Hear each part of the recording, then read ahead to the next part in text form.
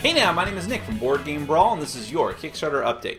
First up this week is a cooperative board game based off of a video game.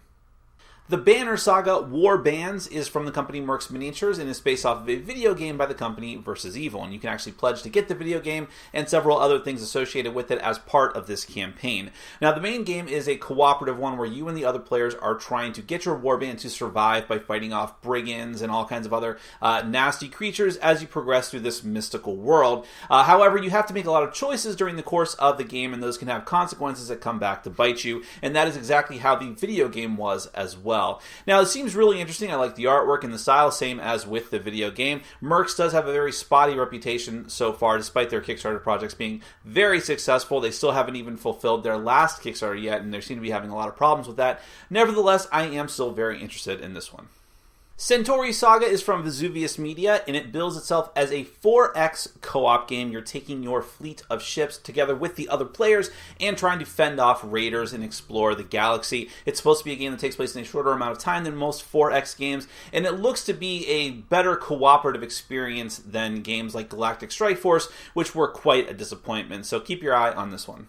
Adventurer's Kit is from the company Shepherd Kit, and this is a game for kids and families. You are taking your plucky adventurer across the different continents and trying to find different works of art and priceless artifacts, and hopefully win the game by reaching the end of your route. And there's this extra little thing that you can do on the side where the artifacts, like the main artifacts, are actually buried in this little tub of sand, and the kids can uncover them. It's kind of an interesting thing, and if you have kids, you should definitely give it a look. At least it has great components and artwork.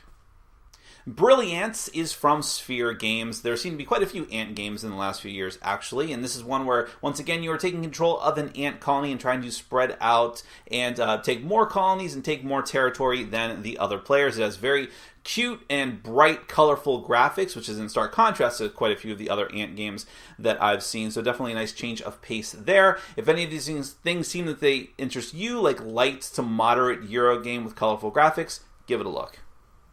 And finally, Queen of the Hill is from the company Medieval Lords. This is a very light push-your-luck card game. All you're doing in the game is drawing cards off the top of a deck and trying not to get the Dark Favor card, which means you're totally bust for the rounds. But if you can take more of the other types of cards, not only will you get points, but you can keep some of them as special actions. It has anime-style artwork, which you know I'm a sucker for, but more importantly, it's just a very simple push-your-luck game. And those, when they are done well, can be a very good experience. So if you're looking for a light filler game like that, check it out. My name is Nick from Board Game Brawl. You can check me out at youtube.com/BoardGameBrawl. This has been your Kickstarter update, and I would be remiss if I did not mention that there is a Kickstarter going on right now to bring back Mystery Science Theater 3000, and that's amazing. That show was the entirety of my teenage years, so please check it out if you can.